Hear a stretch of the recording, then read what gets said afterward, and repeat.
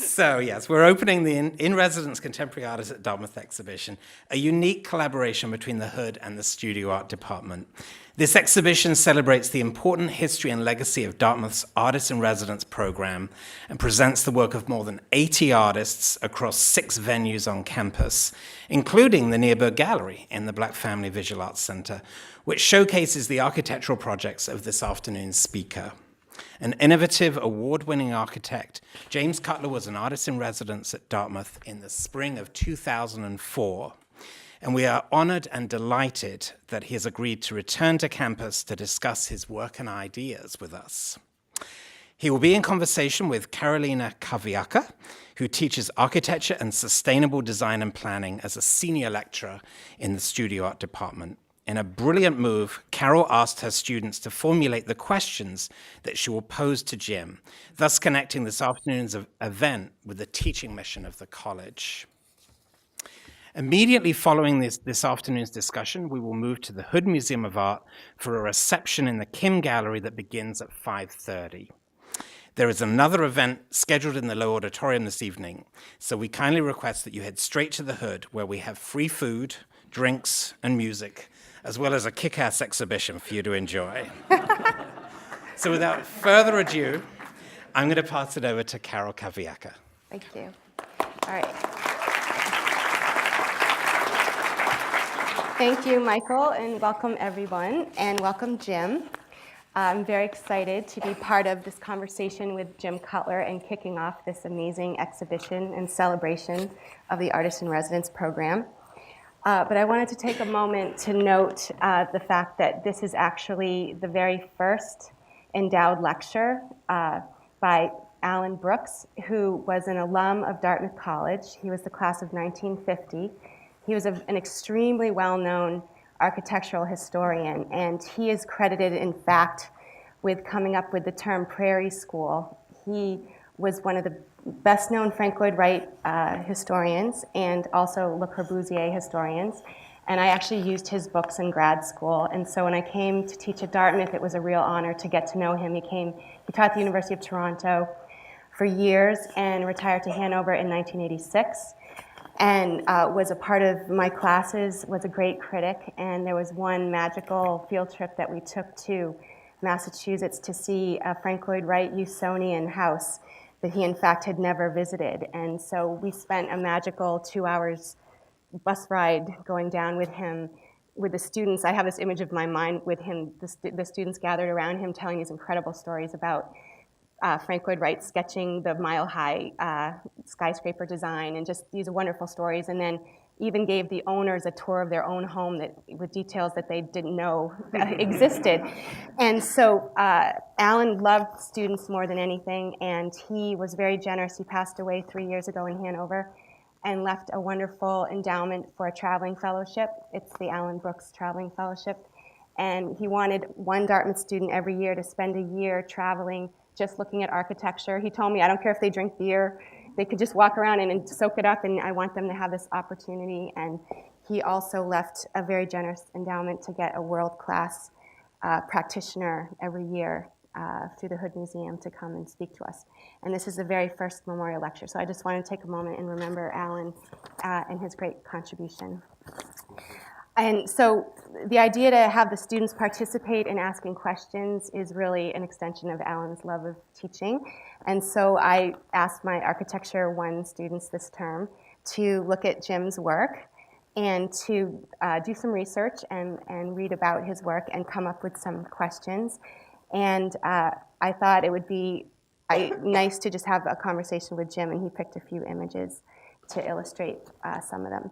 So Jim, welcome. Thank you. It'll be fun. Thank you.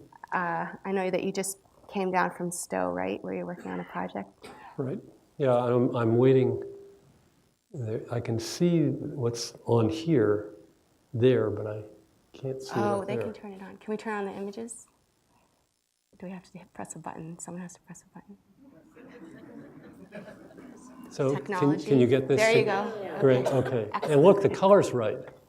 You fixed it. Good. Thank you. Yeah, I was about to show you something that looked kind of like strangely from The Wizard of Oz, but I do have something on The Wizard of Oz here for you anyhow.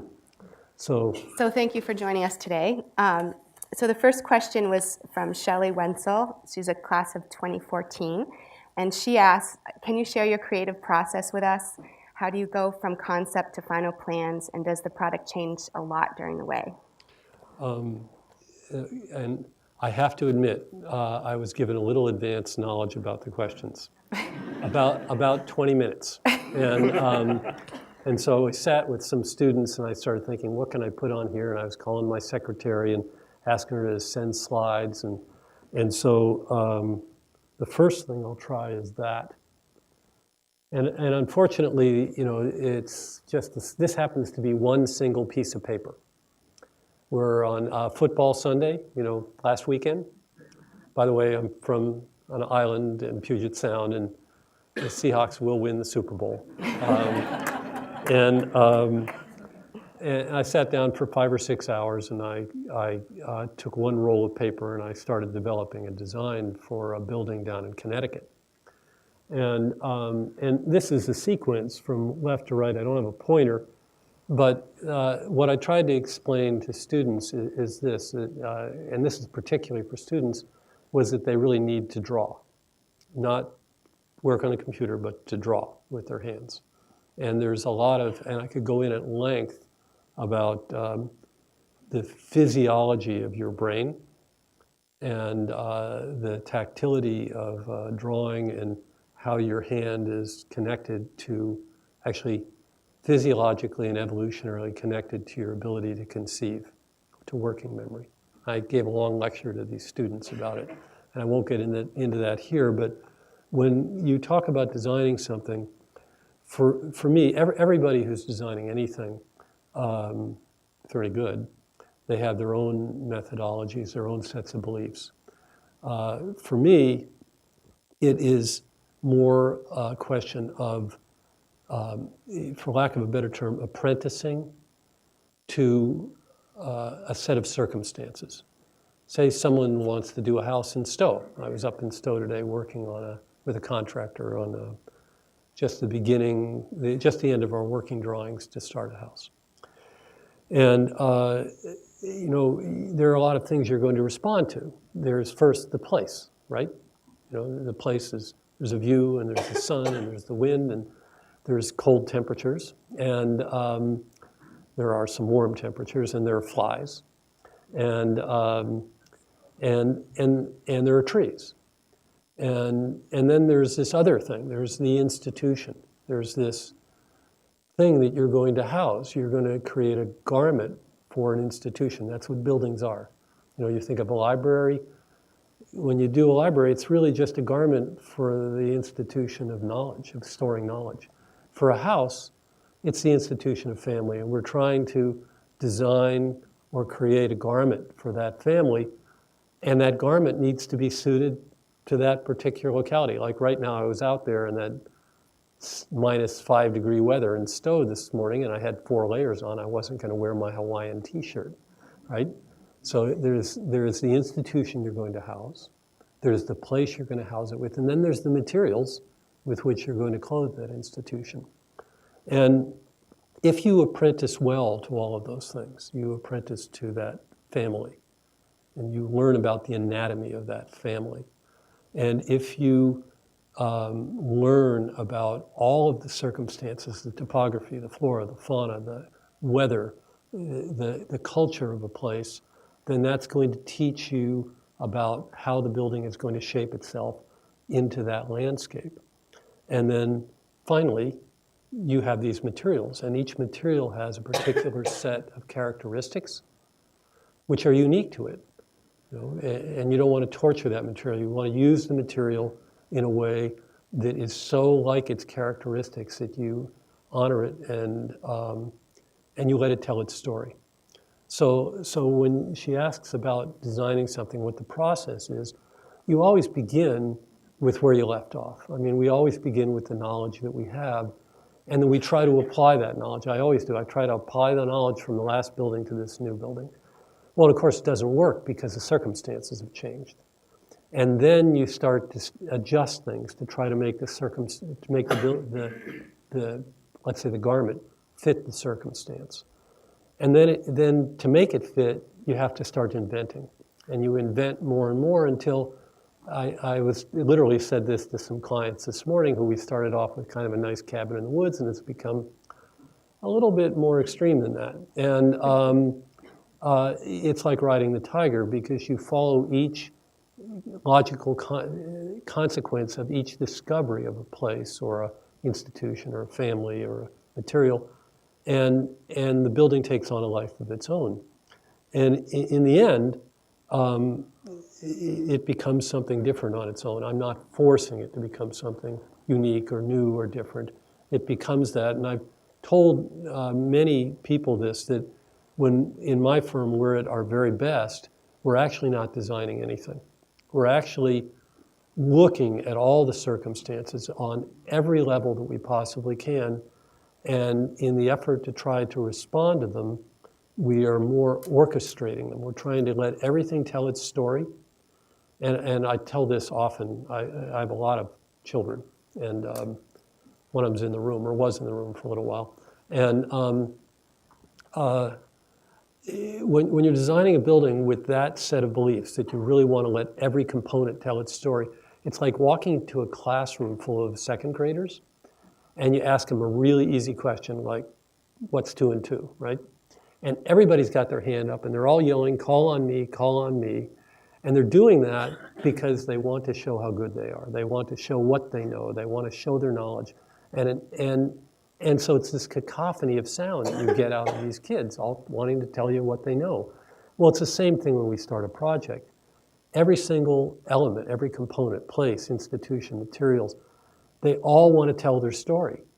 And so it's my job to orchestrate that, to turn that kind of cacophony of sound into a harmony so that it's comprehensible and that everything gets to tell its story, not at the expense of something else.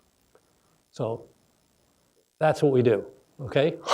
I wish you all could have heard the talk with the students before this about drawing, because it was, Yeah. I said to one of them, to Pauline, that you're going to tell your grandchildren about this. I mean, it was. Well, the deal about drawing, though, is that at one point, and this is sort of a negative and positive, so if you're really computer people, I'm gonna make you mad.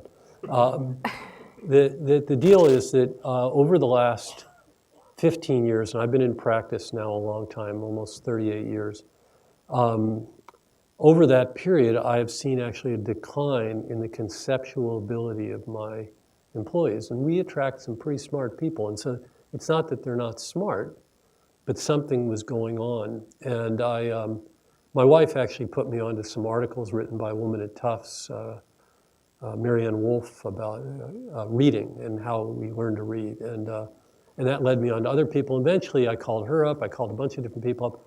I eventually ended up with a neurophysiologist walking around my office looking at people. And I said, look, I'm having a lot of difficulty here, and I really want to understand what's going on. Does this have anything to do with the fact that they're on computers and they're not drawing? And she wouldn't call drawing.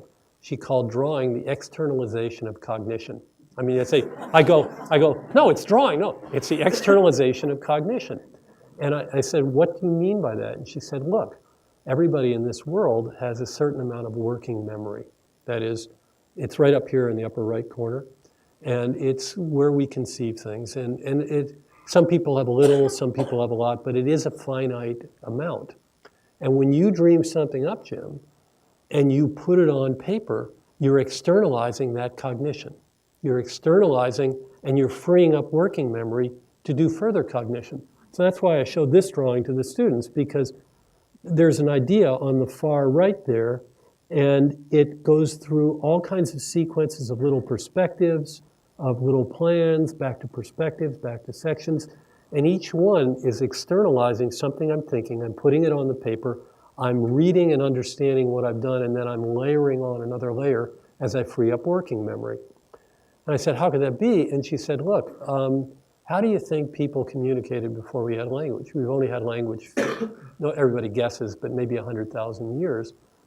And I said, I didn't think about that. And she said, this is how we communicated. That's why we move our hands when we talk.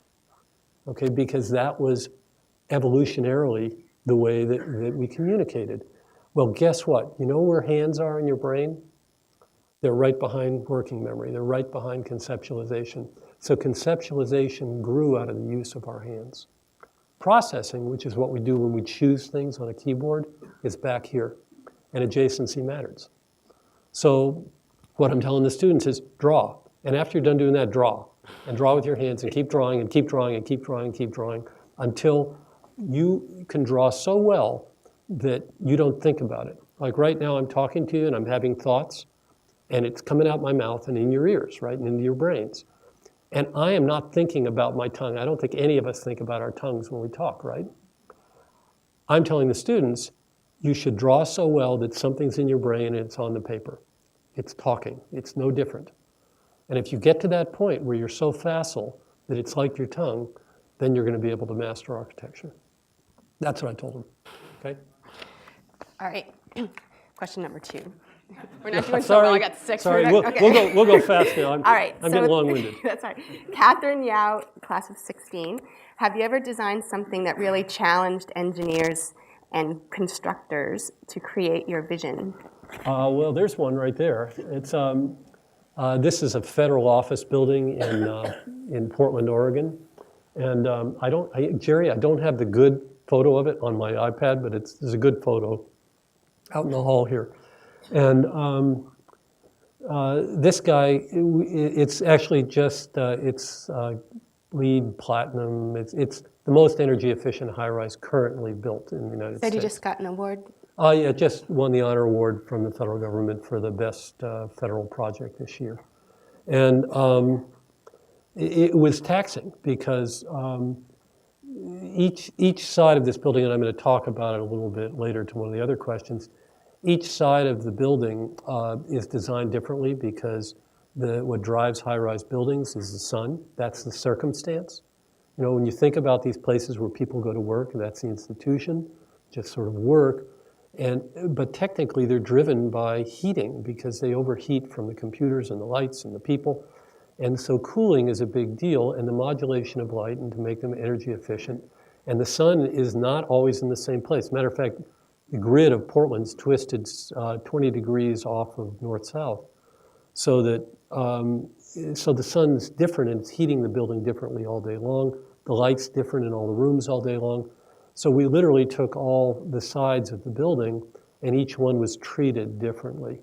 And this was the final result. You can see it's still under construction down there, but the photo that Jerry has the final, it's out there, has the final look at it. And it's a pretty strange building. This happens to be the western face that is this face that heats up because the sun is so low and the land has been heating up all day, so that's the side of the building that can cook.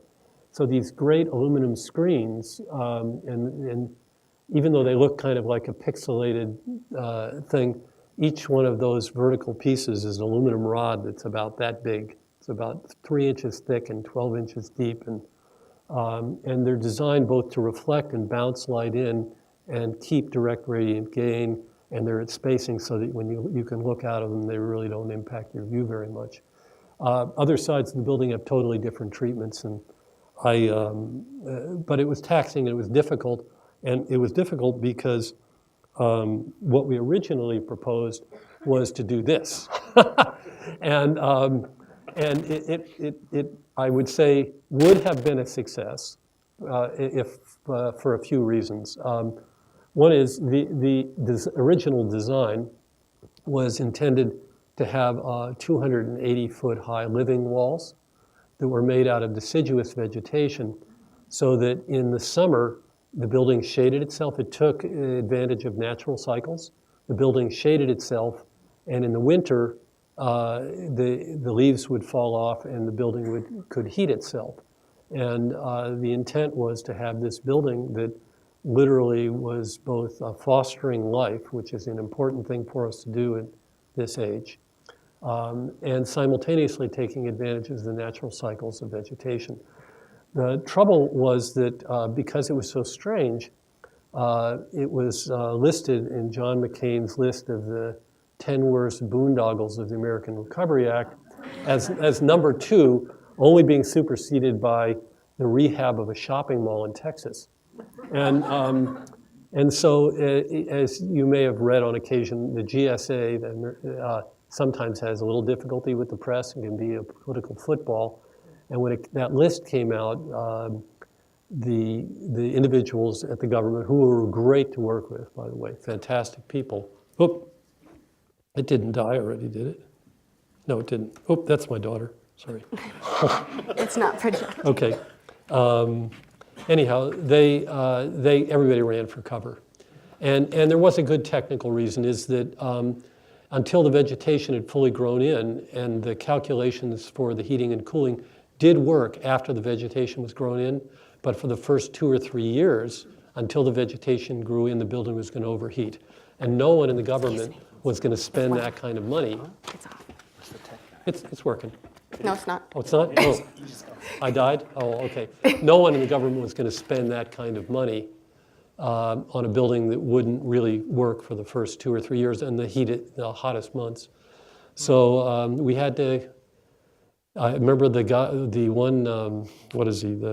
He was called contracting officer. Came in and was very sorrowful and trying to keep me from quitting, and had to tell me that my beautiful living building was not going to be living.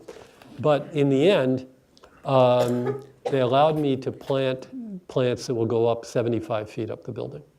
And so the building's a year old, and now the plants are about 25 feet up the building, and it'll be this great aluminum sort of cathedral, the base of which is green. Can you pull it out and put it in? Pull it out and put it in. Let's see this. Could you turn your computer off and on? Did it work? No. Uh-oh. Uh-oh. Well, I remember Okay. when you were artist in residence, you were faxing the details. There you go. Right, there we go. Great. But when you were here as artist in residence, I remember you up in the office in Hopkins Center drawing the details and faxing them to your office. Oh, yeah. Yeah, for this building. The government grinds very slow. And we designed this building in basically 2004, 5, 6. It was, at that time, penciled as the most energy efficient high-rise in North America. And of course, the Bush administration put it in a drawer. And then it took the recession and the Energy Independence and Security Act to bring it back to life. So, Well, congratulations. and the Obama administration. Thank you. So Pauline Searles, 15, asks, taking design risks has the potential to jeopardize a project. Is there a risk you have taken that has paid off or conversely had a negative effect? Well, this is the other reason this is up. This is a risk I took and didn't pay off, okay? As for having a negative effect, no, we grind very slowly through the work. And we certainly have made our mistakes, which I've paid for both financially and emotionally over the years. But no, the issue of risk is really when you have, maybe it's just the way that I work, but when you have something that you go, wow, this could be wonderful, I immediately go to the detail. That's why you saw me drawing details. I immediately go to the detail and say, does this really work? And I'm accused by some of my clients of, one that I was actually seeing yesterday down in Connecticut, that we have these little conceptual sketches, and then over on the side I'm drawing a 3-inch of a foot detail to it, because I don't want to take the risk that it won't work. So I immediately go to the detail. I look for the place where it's going to fail, and if it's going to fail, then I fail it early, real early. So no, I haven't had that problem.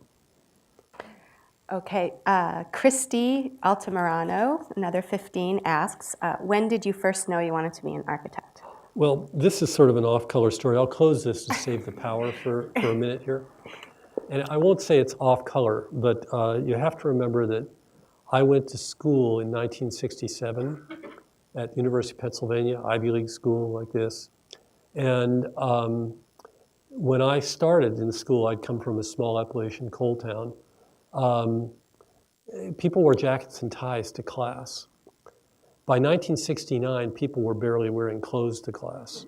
If you remember, there was the war and there were drugs, and I was involved in both. And so I found myself in an art history lecture because I discovered something about myself. Everybody has good qualities and bad qualities. What I discovered is I have a photographic memory. That is, anything I see, I just don't forget it. And that's good and bad. It's a double-edged sword, trust me, because there's some things I want to forget. But the fact is that I've got this memory, so that I found that in whatever mental state I was in, if I could take courses that just had slides, I could ace them because I could remember everything. So I was in Art 101, in which I had very little interest, but because I was a physical anthropology student, and in my sophomore year, and I was not in the best of mental states. I won't go any further than that. And I'm in the lecture, and at Penn, they've got a great art history department, and there was this old professor, and they'd bring in a different lecturer for each subject. And the subject of the day was the cathedral at Amiens, outside of Paris. Everybody know Amiens? It's the greatest Gothic cathedral. And the lecturer was the guy who wrote the book on it, a guy named Dr. Robb. He was in his 70s. He was almost like a Victorian lecturer, very emotional. And he described this building that, number one, at that period, all knowledge was in the Bible, right? That's what everybody thought. All knowledge is the Bible. We can't imagine that, but all truth, everything that's needed to be known was in the Bible. And this building, through the stained glass windows and the sculpture, had all knowledge. It was basically the Bible. So that's one factor it had. The next was, it was the high tech of the time. This thing had vaults that were 123 feet, stone off the floor, and it was filled with light. And my wife and I recently, in the last 5 years, went to visit again, and they're clearing away all the candle ash, all the smoke of all those years from candles. And those buildings were limestone white inside. They were like Richard Meyer architecture with these stone vaults 123 feet off the floor, flooded with light, so they were the ultimate technology of the time. And finally, they were built because when you built one, everyone wanted to go see it, and all the markets were right in front. So they were the center of all commerce. So here was an object that was the total embodiment of a culture. Total, in one single object. Well, this is this big lecture hall, Penn, if any of you went to school there, under the University Auditorium. There's the auditorium under the dome of the museum. Sat 400 people. I'm the only person in the audience going, holy, and I won't say the next word, out loud during the lecture, because I wasn't in the best of shape. And so I got out of the lecture, and I literally walked over to the architecture department and said, how do I become an architect? And that's a whole long story in itself, because it was past drop and add, and because it was already late October. And I said, well, I want to be an architect. I said, you can't. It's too late. It's past drop and add. And so I said, I want to be an architect. Can I audit the courses? So I audited all the courses. And so by mid-December, my GPA was about a 0.4, because I wasn't going to any of the anthropology courses. And I thought, it's time to drop an ad. So I went to the provost, and I won't go into length of what kind of tirade I had about how my parents were spending $5,000 a year for me to go to college. And I now knew what I wanted to be, and I wanted to be an architect. And the result of that discussion with the provost was my GPA went up to 3.8. And they let me get credit for all my auditing. And that's how I discovered it, okay? I hope that satisfies Christy. She must be Yeah. here. Okay, where are you, Christy? Right there, is that good? Okay, all right, so Stuart Mader, another 15, asks, or says, in an interview you said, Kahn taught me that the next thing we need to do is orchestrate visual experience within a building. What is a particular experience that you think comes out in your buildings or in a specific building? Well, In terms of answering that specific question, we have more and more thought of architecture as choreography. That a lot of architecture, I'd say this building, and many architects tend to intellectualize architecture. That it's this abstract ideology or that abstract ideology. I personally feel that I was explaining this to students, that every major decision in my life and every major experience that I remember here.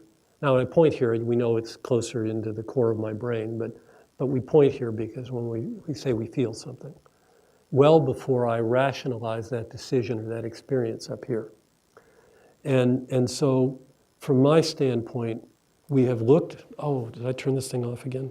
I go to sleep. Well, I'll do it again, see if I can do it, because I had one very funny thing to show you. Need to leave time for that. Do I have to get the tech Want again? to open your cover?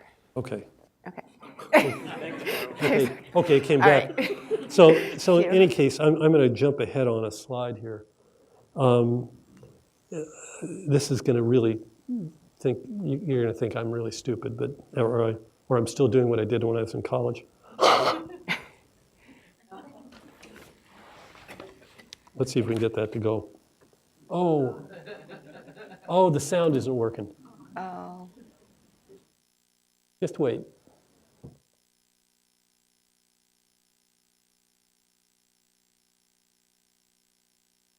Oh, see, the sound really makes it. There. Okay? There, right there. When that door opens up, one of the greatest architectural moments ever. And you know, look at her face. So, okay, she gets the architecture. Okay. So, the point of this, and I actually used this in a presentation to a client yesterday.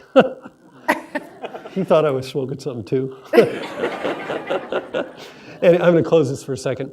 The point is that we have very few tools as architects. We're sheltering things.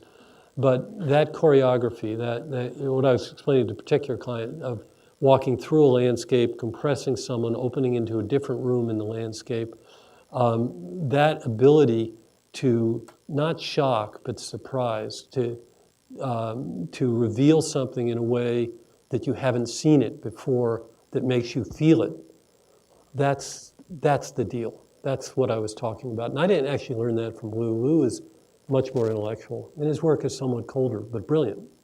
But the point with that was that this world is, I described it to one of these students here, said, you think about photography, right? And I described it this way. I walk down the street every day of the week, and I'm thinking about the work, I'm thinking about my children or my bills or whatever's going on in your life. You're someplace else, and you walk down the same street every day. Then some brilliant photographer comes down the street, and he looks at something a certain way, gets down on the sidewalk, takes a photograph, and you go, oh, look at that. Isn't it brilliant? And he's revealed to us something that we didn't see, that was there right in front of us, and he captures our hearts with it. I think Andy Goldsworthy is the best in the world at that, okay? More as a sculptor, but he reveals the nature of places just through the way he works. And so for me, the architecture as an object has become less and less important. Obviously in the high rise, 18 stories, you can't hide it. But our architecture is getting harder and harder to photograph because it's more involved with the choreography of experiencing landscapes and places, as opposed to experiencing objects. Okay? Do we have time for one more? We do. Okay. So Will Johns, another 15, asks, in past interviews, you've explained that your designs encourage those who interact with them to connect emotionally to a place and want to protect it, even if doing so requires adding expansive windows that make the structure less, quote, sustainable by conventional standards. Right. In light of this, do you see yourself as practicing sustainable architecture, environmentally minded architecture, or something else? Well, and what I told Karolina... We had a long conversation about embodied energy and carbon and all those good things. Right, we did. And this is a really complicated question. I put this up, and it actually isn't showing the glassiness of it. It's a very glassy building in the forest. It gets no solar gain. It's all glass, but it's a spectacular forest. It is so beautiful. And when you are in that building, you are in that forest, and it is present, and you are intimately connected to it. So the question for us, and for me anyhow, is, and I'm going to shut this off because, well, actually, I'll leave it on. The question for me is this, is that what are the best damn technologies that I can possibly find that still allow people to have deep emotional experiences with this living world? That's the ticket. So yeah, I get in really glassy buildings, but they're triple pane and they're argon-filled, heat mirrored, and everything I possibly can do to mitigate the energy loss. But at the same time, we do live in the world, and we need to learn to love the world, because if we don't learn to love it, and I really mean love, I mean where you connect to it so thoroughly that, actually I'll show you one other thing. Here, I'll tell I have a minute for one quick story. This is a house I did for a guy who was a military guy. He actually was Ross Perot's roommate at Annapolis. He spent his whole life developing the Phoenix anti-missile system on battleships, on cruisers. And as right-wing a guy as you could meet. And he was also a real techie, had about 8 cars, loved working on his cars. And we designed this building, and I'm not going to get into it any great length, but we discovered that to get to the building, the best way was for a guest to park, go through the forest, and into the building. And there was a dip between where we could park a car and the building, and there was a small forest there. And when I personally surveyed it, I found that there were very tall, 20-foot high forest rhododendrons in there. So I thought, great, we're going to park the guests and we're going to do a ramp through the forest. So you walk through the forest.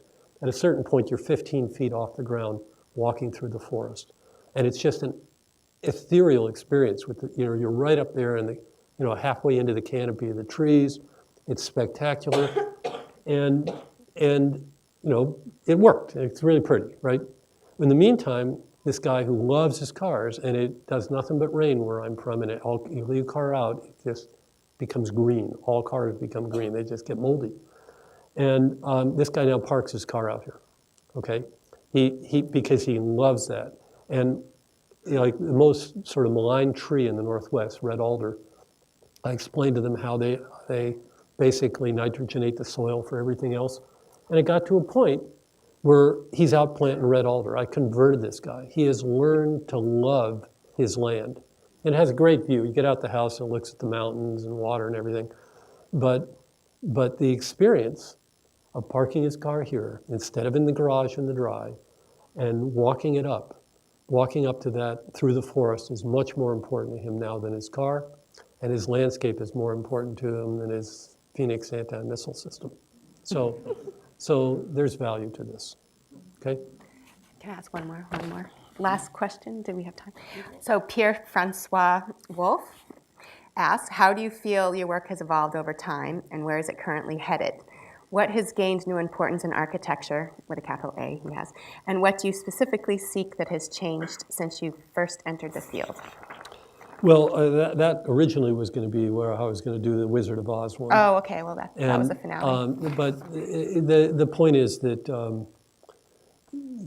all of us know what's coming. I'm older and probably won't see all of it, but the climate's changing, the planet's changing, and we're doing it. And I frankly don't want to be part of that, or as little part of it as I possibly can.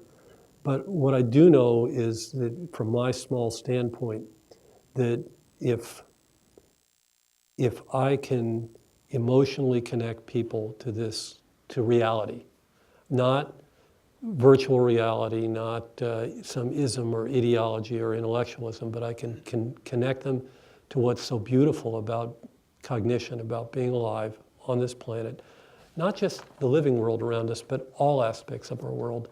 The more I can reveal that by choreographing people's experience, either urban or rural, I think that's our highest calling. So that's where I'm headed. I'm headed to try to develop work that is more and more strongly connecting people to the tangible, not the virtual, but the tangible reality of this world. I'll finish with one last thing. It's a story, okay? And I'd show you a slide for it, but I like telling stories. There's this book, and I'm just reading another book by him, a guy named Richard Fortey. Anybody heard of Richard Fortey here? Nobody. He's the chief paleontologist of the British Museum, and he's just a great writer. And he wrote this really pretentiously titled book called Life. a brief history of the 4 billion years of life on planet. It's only a 350-page book, so he covers ground really quick. And it's a great book. And the one I'm reading right now is called Horseshoe Crabs and Velvet Worms, which is also excellent, about all the survivors, the things that will be around after we're gone because they've made it for the last 400 to 500 million years. In any case, the last page of that book, Life, is a real shocker. Because you open it up, and what is it? It's a photograph of slot machines in mirrors. That is, like when you two parallel mirrors, they go on forever, right? And it's a photograph of slot machines, and his point with it is that we were not inevitable. What we are right now, this particular species with this level of cognition, we could have had 50 fingers, or we could have had 5, or we could have had 2 heads.